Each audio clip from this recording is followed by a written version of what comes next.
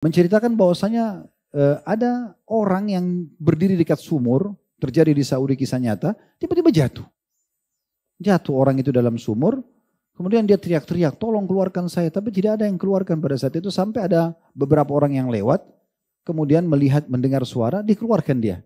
Begitu dikeluarkan, orang-orang pada tanya dia, kenapa? Apa ceritanya? Kenapa kamu bisa jatuh? Dia cerita, tadi saya berdiri, saya tiba-tiba jatuh, saya juga tidak tahu kenapa. Lalu kemudian orang-orang yang lewat itu karena kebetulan bawa susu, dikasih dia, minumlah untuk menenangkan diri kamu. Dia minum. Begitu dia minum, meninggal, jatuh. Subhanallah. Dia tanggapi oleh Syekh, dikatakan bagaimana seteguk susu itu harus sampai kepada dia, baru dia mati. Begitu luar biasanya gitu. Dan ini teman-teman, kalau kita fahami ini, tidak ada satupun musibah di muka bumi ini kecuali kita anggap kecil. Tidak ada yang besar bagi seorang muslim. Karena bagi dia, makin besar ujian, makin besar pahalanya. Makin tinggi derajat yang akan didapatkan. Gitu kan? Sampai sebagian salaf itu, kalau lewat 1 bulan mereka nggak ada ujian, mereka bertanya-tanya. Kok kenapa saya nggak diuji sama Allah? Gitu. Kalau baik-baik saja keadaannya. Mereka berharap ada ujian datang di mana itu akan jadi pelajaran dalam hidupnya. Dan otomatis jadi pembersihan dosa, peninggian derajat, dan seterusnya. Nah seperti itu. Ini poin yang sedang kita bahas. Saya ulangi lagi. Kata Ibnu Qayyim rahimahullah, orang yang bodoh adalah orang yang mengeluhkan tentang Allah pada manusia. Ini dikarenakan bodohnya dia karena terjadi padanya 2 kesalahan besar. Yang pertama, yang dia keluhkan adalah tentang ketetapan Allah pada dirinya. Kepada makhluk yang tidak bisa memberikan jalan keluar. Tidak bisa. Dokter juga hanya bisa kasih semoga lekas sembuh resepnya. Nggak ada satupun resep dokter pasti sembuh. Nggak ada. Iya kan? Pasti begitu. Walaupun antum datang, tolong dok sembuhin saya. Habis, dia nggak akan bisa apa-apa. Nggak mungkin. Dia cuma bisa berusaha. Makanya ditekankan dalam melalui lisannya Ibrahim alaihissalam supaya jelas Allah berfirman dan Ibrahim disuruh perintahkan mengucapkan itu wa idza maridtu fahuwa yashfin. Kalau saya sakit maka dia akan menyembuhkan saya. Kalau konsultasi pada manusia nggak ada masalah, tapi konsultasi pada ahlinya. Ingat, konsultasi bukan curhat. Misalnya sakit datang sama dokter, dok saya sudah 2 hari sakit kepala, kira-kira obatnya apa? Dokter tanya apa, kita jawab apa, ditulisin resep, pulang, selesai. Bukan cerita, dok saya mau cerita dulu, ini dari bulan lalu saya sehat-sehat saja. Kemudian malu dia masuk cerita panjang lebar, ujungnya hanya kena sakit kepala 2 hari yang lalu. Itu nggak ada. Curhat itu hanya kepada Sang Pencipta Allah Subhanahu Wa Taala. Makanya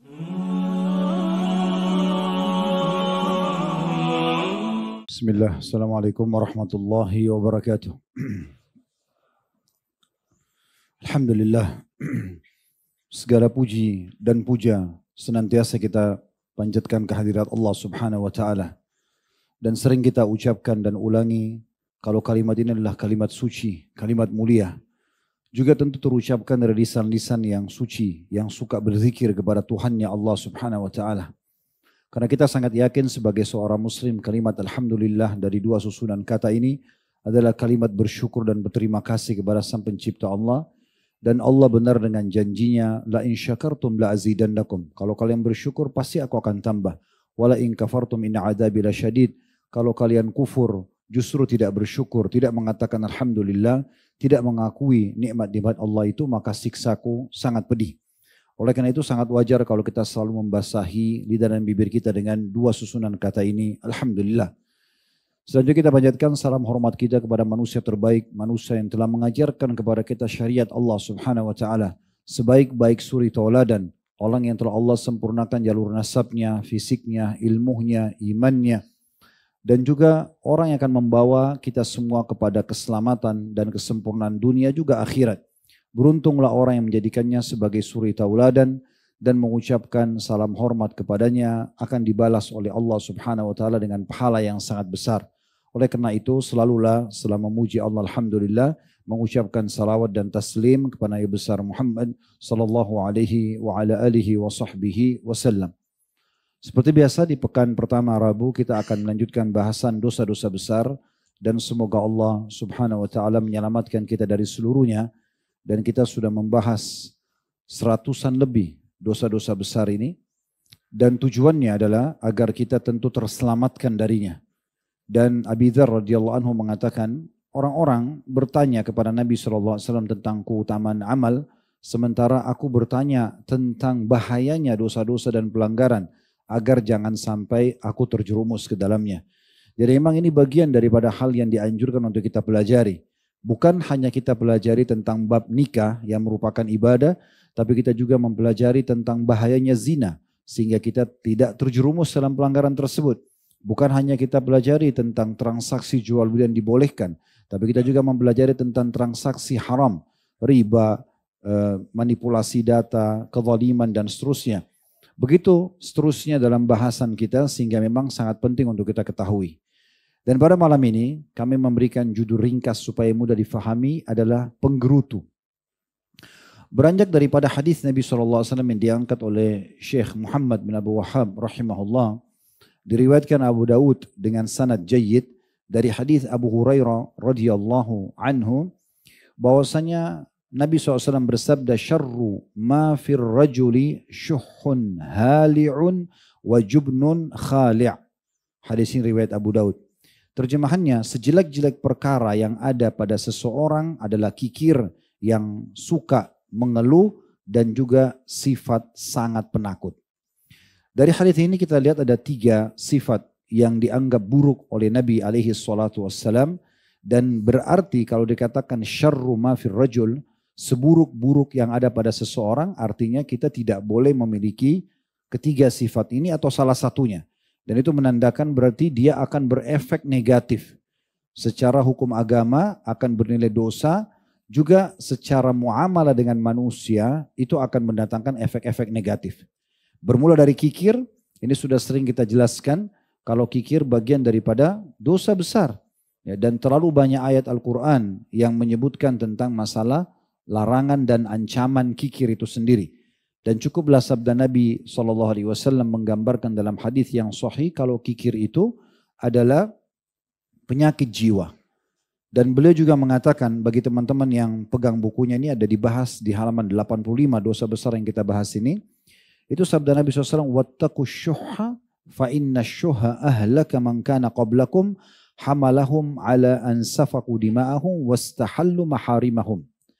Takutlah kalian, jauhilah, hindarilah sifat pelit atau kikir itu. Sesungguhnya sifat pelit membinasakan orang-orang sebelum kalian.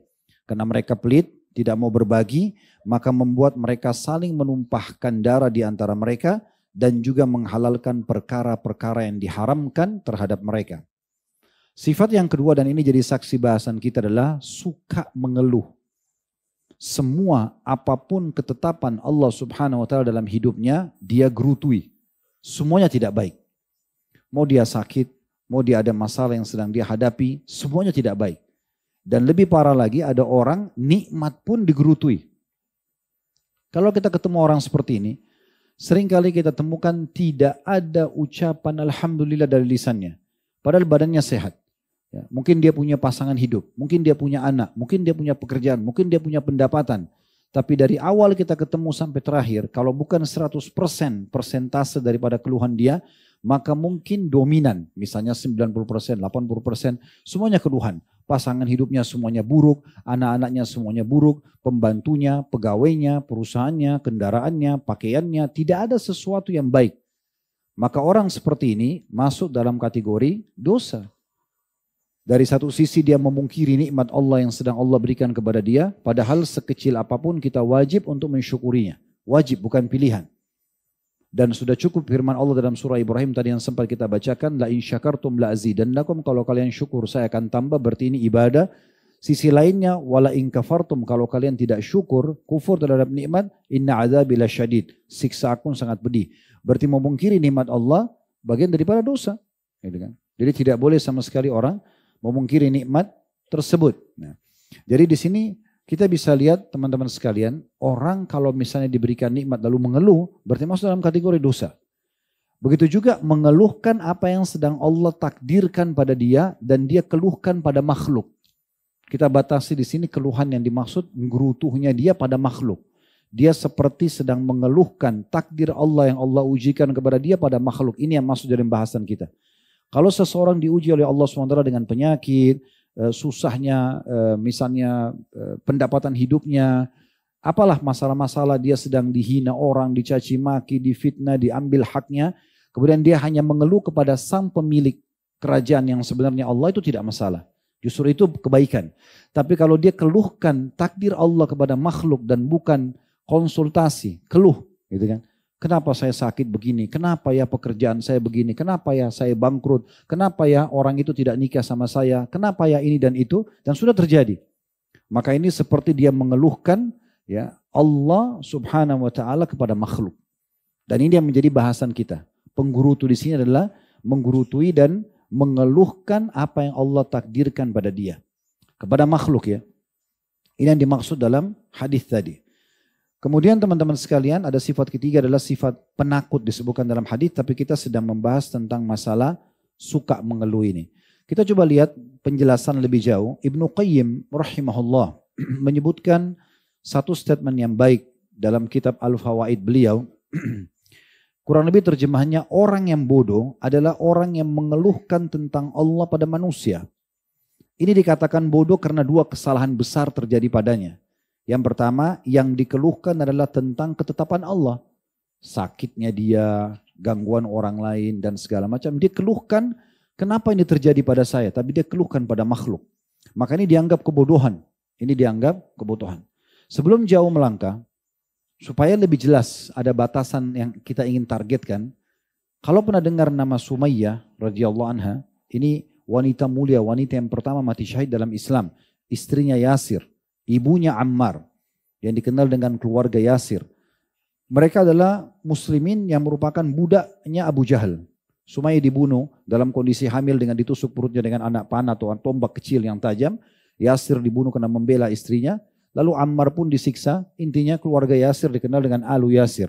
Waktu Nabi SAW lewat di hadapan mereka sedang mereka disiksa di Mekah karena beliau tidak punya kekuatan. Beliau cuma mengatakan sabran ala Yasir fa inna mau'idakumul jannah. Sabarlah wahai keluarganya Yasir karena janji yang Allah balas dengan susahnya hidup kalian ini, siksaan ini di surga. Namun ada satu unik di sini. Waktu Sumayyah sedang disiksa dan beberapa juga wanita-wanita di Mekah. Kita bicara wanita karena memang dinukil riwayat tentang wanita. Beberapa muslimah yang sedang disiksa, mereka orang-orang Mekah heran melihat, kok bisa sabar sekali?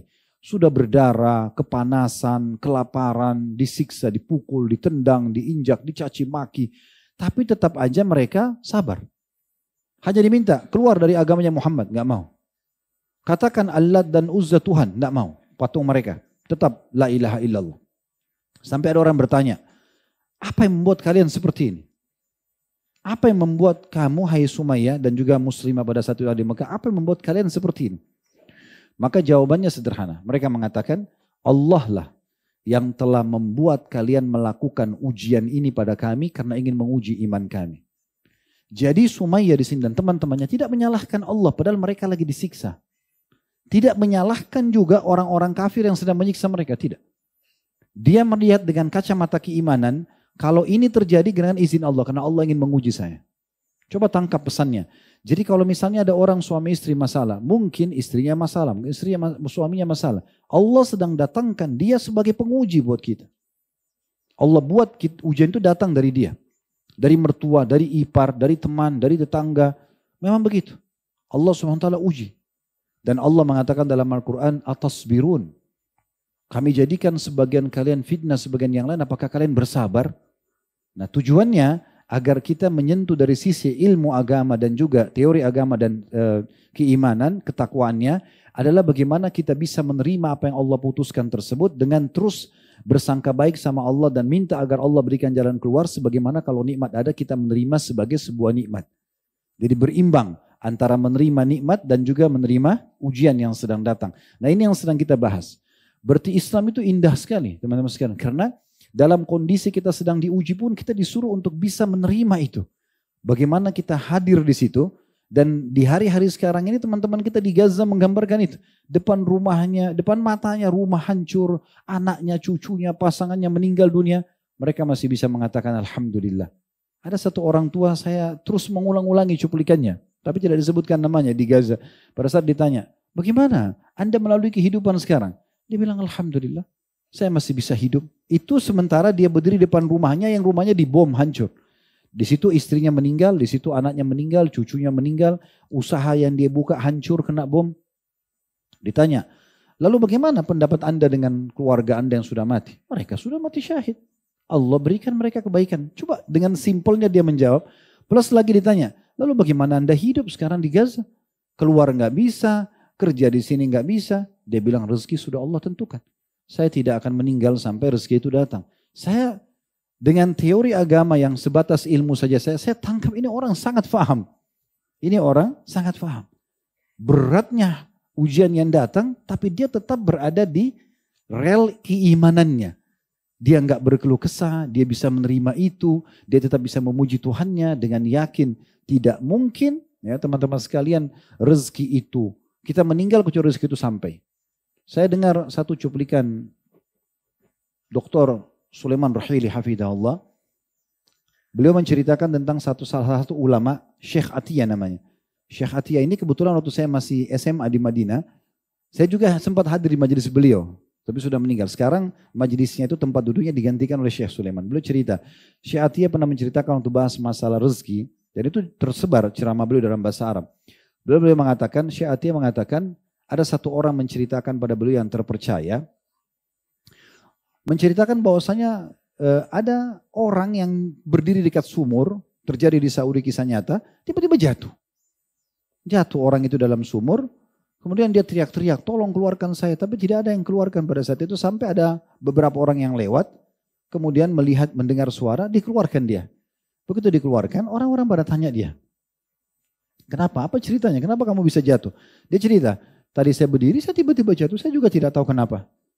Lalu kemudian orang-orang yang lewat itu karena kebetulan bawa susu dikasih dia, minumlah untuk menenangkan diri kamu. Dia minum. Begitu dia minum, meninggal, jatuh. Subhanallah. Dia tanggapi oleh Syekh dikatakan bagaimana seteguk susu itu harus sampai kepada dia, baru dia mati. Begitu luar biasanya gitu.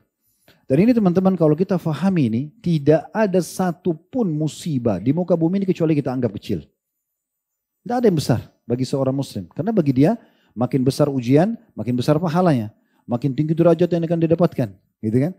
Sampai sebagian salaf itu, kalau lewat 1 bulan mereka nggak ada ujian, mereka bertanya-tanya. Kok kenapa saya nggak diuji sama Allah? Gitu. Kalau baik-baik saja keadaannya. Mereka berharap ada ujian datang di mana itu akan jadi pelajaran dalam hidupnya. Dan otomatis jadi pembersihan dosa, peninggian derajat dan seterusnya. Nah seperti itu. Ini poin yang sedang kita bahas. Saya ulangi lagi. Kata Ibnu Qayyim rahimahullah, orang yang bodoh adalah orang yang mengeluhkan tentang Allah pada manusia. Ini dikarenakan bodohnya dia karena terjadi padanya 2 kesalahan besar. Yang pertama, yang dia keluhkan adalah tentang ketetapan Allah pada dirinya. Kepada makhluk yang tidak bisa memberikan jalan keluar. Tidak bisa. Dokter juga hanya bisa kasih semoga lekas sembuh resepnya. Nggak ada satupun resep dokter pasti sembuh. Nggak ada. Iya kan? Pasti begitu. Walaupun antum datang, tolong dok sembuhin saya. Habis, dia nggak akan bisa apa-apa. Nggak mungkin. Dia cuma bisa berusaha. Makanya ditekankan dalam melalui lisannya Ibrahim alaihissalam supaya jelas Allah berfirman dan Ibrahim disuruh perintahkan mengucapkan itu wa idza maridtu fahuwa yashfin. Kalau saya sakit maka dia akan menyembuhkan saya. Kalau konsultasi pada manusia nggak ada masalah, tapi konsultasi pada ahlinya. Ingat, konsultasi bukan curhat. Misalnya sakit datang sama dokter. Dok, saya sudah 2 hari sakit kepala, kira-kira obatnya apa? Dokter tanya apa, kita jawab apa, ditulisin resep, pulang, selesai. Bukan cerita. Dok, saya mau cerita dulu. Ini dari bulan lalu, saya sehat-sehat saja. Kemudian malu dia masuk cerita panjang lebar, ujungnya hanya kena sakit kepala 2 hari yang lalu. Itu enggak ada. Curhat itu hanya kepada Sang Pencipta Allah Subhanahu Wa Taala. Makanya dikatakan dalam hadis yang sahih Nabi SAW, kalau ishtadda alihil amr, mulai membesar perkara dalam hidup beliau, sholat. Beliau langsung sholat. Udah kembali kepada Allah, enggak ada kepada manusia. Sufyan ats-Tsauri rahimahullah, ada masalah, seorang ulama tabi'in di Mekah, sujud tidak angkat sampai beliau tenang. Nah gitu. Selanjutnya, yang kedua kata beliau, ini alasan kebodohannya, siapa yang dituju saat mengeluh, yaitu manusia, adalah makhluk yang lemah. Tidak akan bisa memberikan apa-apa kepada dia. Kalau seandainya teman-teman yang kita keluhkan, sampaikan masalah kita di depan kita adalah orang yang mencintai kita, misalnya kedua orang tua atau sahabat yang sangat dekat dengan kita hanya menambah masalah buat dia. Kita duduk 1 jam, 2 jam, telepon, ngomong, ceritain semua permasalahan. Kita kan sebenarnya jadi beban buat dia. Mungkin orang tua kita akan kepikiran, mungkin dia sakit gara-gara pikirkan permasalahan kita. Kita hanya menambah masalah buat orang yang kita cintai. Bahkan saya pernah temukan beberapa perkara dan saya bertemu sendiri dengan orang tua anak-anak ini, mereka sudah menikah anak-anaknya, tapi pada saat ada masalah cerita sama orang tuanya, sampai orang tuanya kepikiran, nggak tidur. Setelah selesai masalah mereka nggak cerita sama orang tuanya, oh kami sudah baikan, enggak. Tiba-tiba saja orang tuanya sempat sampaikan ke saya, anak ini tiba-tiba pada saat datang sudah baikan, sebulan kemudian datang aja sudah baikan. Padahal sebelumnya saya kira belum selesai masalahnya. Orang tuanya sempat kepikiran, tidak tidur, mungkin susah makan. Ini masuk dalam bab durhaka ini. Kan gitu. Kalau yang kita ceritakan di depan kita ini musuh, maka berarti dia punya celah setiap saat dia bisa menyerang kita. Lalu untuk apa mengeluh sama manusia? Kan gitu. Jadi poin penting. Makanya seorang anak muda pernah mengeluh di masa tabi'in dulu. Kemudian dia mengatakan, sesungguhnya kehidupanku begini dan begitu. Pengangguran, tidak ada pekerjaan, belum menikah, orang tuanya suka marah sama dia. Didekati oleh seorang tabi'in, kemudian dipegang tangannya lalu mengatakan, wahai anak muda, ditarik ke pinggir jalan. Apa kau lihat mataku sebelah kiri ini? Sambil dia tunjuk matanya. Mataku ini sudah 40 tahun tidak melihat yang sebelah kiri. Sebelah kanan masih melihat. Tapi belum pernah aku sampaikan kepada satupun makhluk kecuali kau sekarang. Karena kau mengeluhkan permasalahanmu. Bukan tidak menyampaikan kepada ahlinya ya, tabib misalnya. Tapi kalau antum flu satu kampung tahu misalnya. Atau semua orang harus tahu. Ini kan unik ini. Nah ini yang dibahas. Jadi seakan-akan mengeluhkan permasalahan yang sedang diujikan kepada dia. Ada seorang salaf ya, pernah mengeluhkan dirinya sambil mengatakan demi Allah kesengsaraanmu ya. Atau ada orang yang sedang mengeluh tentang kemiskinan lalu dinasihatin. Dia mengatakan demi Allah kesengsaraanmu tidak akan lepas jika engkau malah mengeluhkan Allah yang sejatinya menyayangimu kepada makhluk yang tidak menyayangimu. Jadi ada orang berkeluh kesah di depannya seorang salaf, kemudian dia mengatakan hidupku susah segala macam. Lalu orang itu dekati, menasihati sambil mengatakan, kalau pastikan hidupmu tidak akan berubah permasalahanmu karena kamu sedang mengeluhkan pemilik ketentuan takdir Allah yang menyayangimu kepada orang yang tidak menyayangimu, kepada manusia. Hari ini kan manusia bisa jadi teman kita, besok jadi musuh kan? Bukankah pasangan hidup kita hari ini jadi suami istri, besok bisa jadi mantan suami istri? Kan gitu. Kan bisa saya begitu. Nah itu yang harus kita pahami baik-baik teman-teman sekalian. Oleh karena itu harus hati-hati. Kemudian teman-teman sekalian, dari sisi yang lain, juga supaya lebih dalam kita membahas tentang apa yang sedang kita ingin sampaikan ini. Sebagian salaf juga dinukil berkata, ini dinukil oleh Ibnul Jauzi rahimahullah dalam buku As-Sabat Indal Mamat, ya. Maksudnya tetap kokoh di atas keimanan pada saat kematian datang di halaman 55. Waqad kana as-salafu yakrahuna syakwa ilal khalq. Ketahuilah bahwasanya kaum salaf, sahabat tabi'in, tabi'in ini sangat membenci untuk mengeluh atau berkeluh kesah kepada makhluk. Wasyakwa wa in kana fiha rahatun illa annaha tadullu ala dha'fin wa dhul. Orang yang berkeluh kesah kepada makhluk itu walaupun mungkin mendatangkan ketenangan di sebagian keadaan karena kita menyampaikan permasalahan kita pada orang tersebut, tapi itu menunjukkan tentang lemahnya iman dan kerendahan hati seseorang, kerendahan jiwanya. Berarti orang ini lemah karena semuanya dikeluhkan. Dan dipastikan orang seperti ini teman-teman sekali buka pintu mengeluh tidak akan berhenti menutup pintu mengeluh. Hari ini dia mengeluh makanan, besok mengeluh minuman, lusa mengeluh baju, lusa lagi mengeluh rumah, semuanya keluhan. Maka dia akan jauh dari bab syukur. Lalu dikatakan, was-sabru anha dalilun ala quwwatin wa izz. Sementara sabar terhadap ujian yang sudah datang, sabar berarti menerima dulu, kemudian ikhtiar cari jalan keluar adalah menunjukkan kuatnya iman dan kemuliaan jiwa seseorang. Nah, ini perkataan Ibnu Al-Jauzi rahimahullah. Beliau mengatakan itu. Dan cukuplah sabda Nabi SAW dalam hadis riwayat Tirmidzi teman-teman sekalian masalah takdir Allah ini. Faman radiya falahur ridha.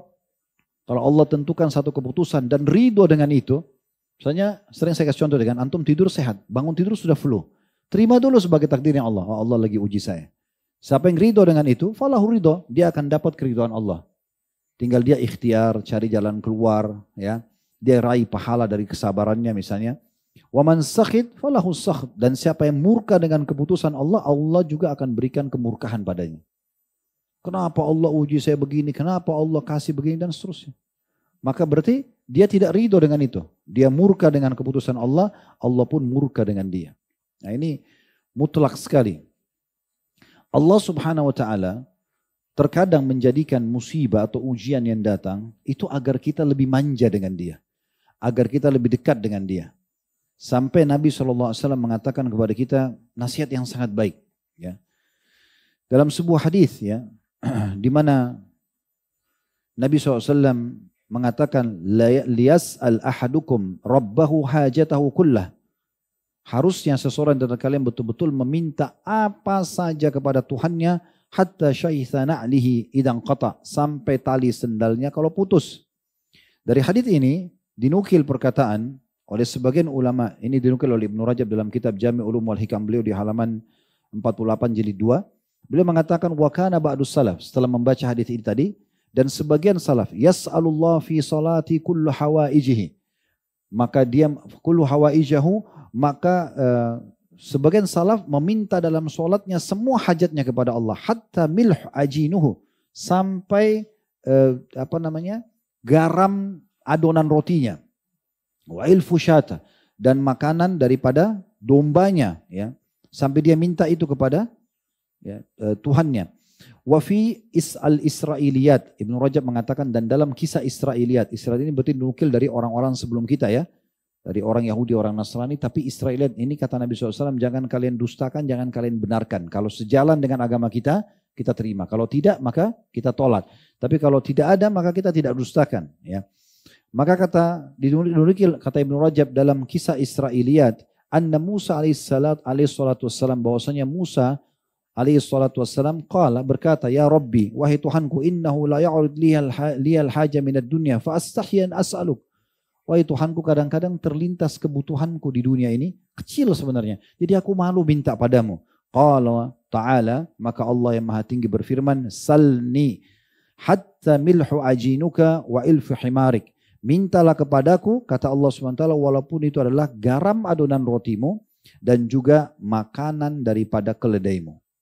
Jadi semuanya disuruh minta kepada Allah Subhanahu wa ta'ala. Jadi tidak ada alasan kita sebenarnya teman-teman untuk tidak menjadikan justru momentum musibah itu ya, untuk berkeluh kesah, tapi itu justru kesempatan untuk kita malah dekatkan diri kepada Allah SWT. Justru makin kita minta, ya, misalnya contoh kita sakit, kan kita bisa minta, ya Allah sembuhin penyakit saya.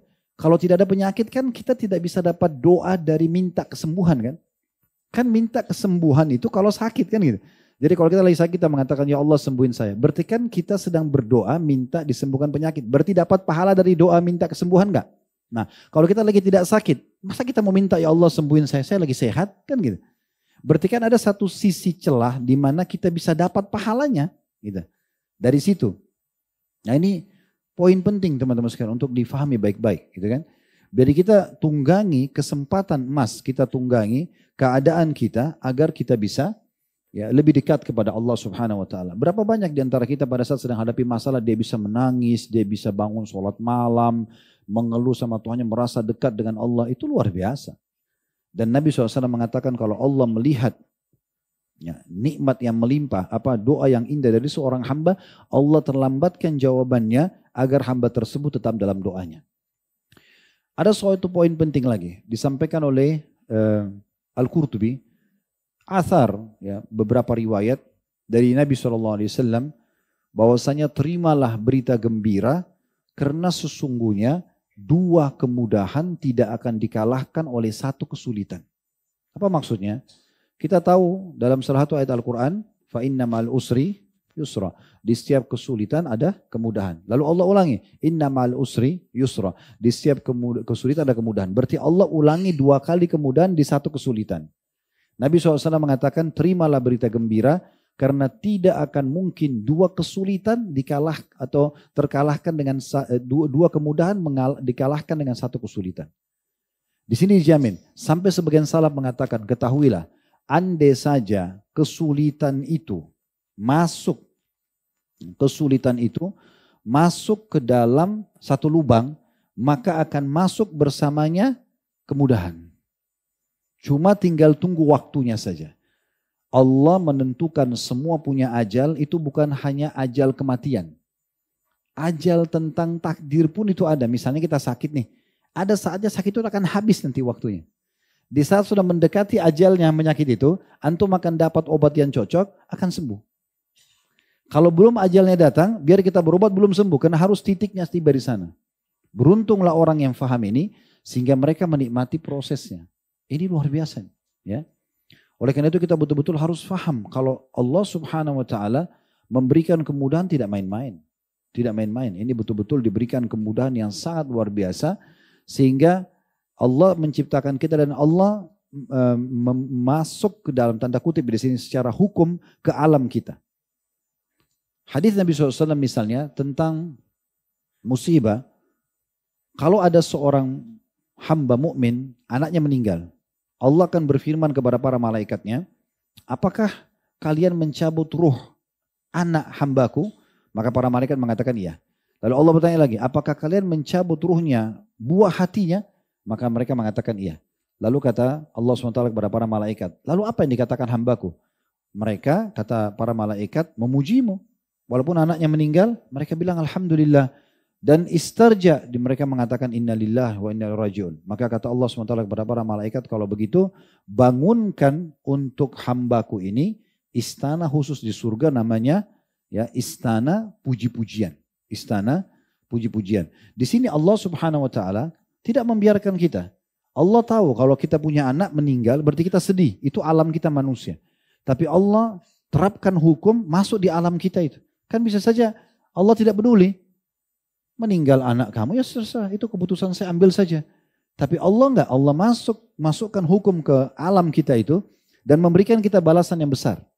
Sehingga sebenarnya tidak ada alasan untuk tidak menerima keputusan Allah Subhanahu Wa Taala. Ini luar biasa. Ya. Oleh karena itu dinukil banyak sekali perkataan para salafus saleh berhubungan dengan masalah ini. Menerima takdir Allah Subhanahu Wa Taala dan menantangkan bahwasanya di setiap kesulitan itu akan ada kemudahan. Ya, saya coba cek kembali beberapa perkataan salafus saleh berhubungan dengan masalah ini. Bagaimana mereka menjabarkan hadis Nabi SAW tidak akan pernah terkalahkan dua kemudahan dengan satu kesulitan, sehingga akhirnya kita faham tidak ada teman-teman sekalian kesulitan antum melalui. Coba deh direview kembali kehidupan antum dari awal, apa masalah antum yang selama ini belum antum ketemu titik ke jalan keluarnya. Pasti kita akan ingat, oh ternyata sudah keluar, walaupun sudah berapa tahun sekian, ya sekian tahun berjalu ya, sekian bulan, tapi ada jalan keluarnya. Karena pasti akan ada kemudahan setelah kesulitan tersebut. Statement Hasan Basri rahimahullah, beliau menyampaikan hadis Nabi SAW pada saat menjelaskan tentang surah An-Nashr ayat 5-6 yang fa inna ma'al usri yusra, inna ma'al usri yusra. Beliau menyampaikan sabda Nabi SAW, abshiru atakumul yusr.